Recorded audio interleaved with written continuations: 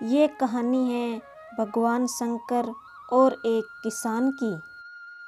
हम सभी लोगों को अपना काम बड़ी निष्ठा और निस्वार्थ भावना से करना चाहिए।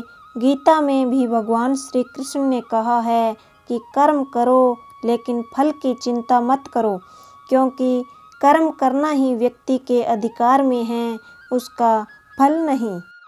कई बार हम परिस्थितियों के कारण या फिर भावनाओं में बहकर कुछ ऐसे फैसले कर देते हैं जिससे हमारा कर्म प्रभावित होता है। आपको कर्म क्यों करना चाहिए, आइए सुनते हैं भगवान शिव और किसान की कहानी। एक बार भगवान शंकर पृथ्वीवासियों पर कुपित हो गए और माता पार्वती को साक्षी मानकर संकल्प किया कि जब तक पृथ्वीवासी नहीं सुधरेंगे तब तक वे शंख नहीं बजाएंगे। सभी देव जानते थे कि शंकर भगवान शंख बजाएंगे तभी बरसात होगी। इससे घोर अकाल पड़ गया। पानी की एक बूंद तक नहीं बरसी। धरती पर त्राहिमाम मच गया। एक दिन माता पार्वती और भगवान शिव आकाश में विचरण कर रहे थे तो उन्होंने एक अजीब दृश्य देखा कि एक किसान भरी दोपहरी में चिलचिलाती धूप में खेत की जुताई कर रहा है। पसीने में नहाया मगर अपनी धुन में मगन था। जमीन पत्थर की तरह सख्त हो गई थी, फिर भी वो जी जोड़ मेहनत कर रहा था और उसकी आंखों में आत्मविश्वास था। उस किसान को देखकर भोलेनाथ और पार्वती बदले हुए वेश में आकाश से नीचे उतरे और उससे कहा, अरे भाई, तू क्यों बेकार कष्ट उठा रहा है?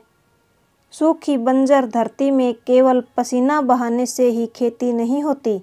किसान ने हल चलाते चलाते ही जवाब दिया, हाँ, बिल्कुल ठीक कह रहे हैं श्रीमान, मगर हल चलाने का गुण ना भूल जाऊं, इसलिए मैं हर साल पूरी लगन के साथ जुताई करता हूँ।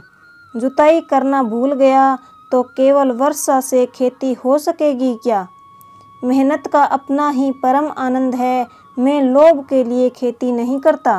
किसान की बात सुनकर महादेव को भी लगा कि मैं भी तो परम आनंद की अनुभूति के लिए शंख बजाता हूँ। मुझे भी शंख बजाए 1 वर्ष बीत गया, कहीं शंख बजाना भूल तो नहीं गया। उन्होंने तुरंत ही अपनी झोली से शंख निकाला और उसे जोर से फूंका। भगवान शंकर ने जैसे ही शंख बजाया, चारों ओर बादलों की घटाएं उमट पड़ी और बिजली चमकने लगी और जोरदार बारिश होने लगी। इस वर्षा के स्वागत में किसान के पसीने की बूंदें पहले से ही चमक रही थी।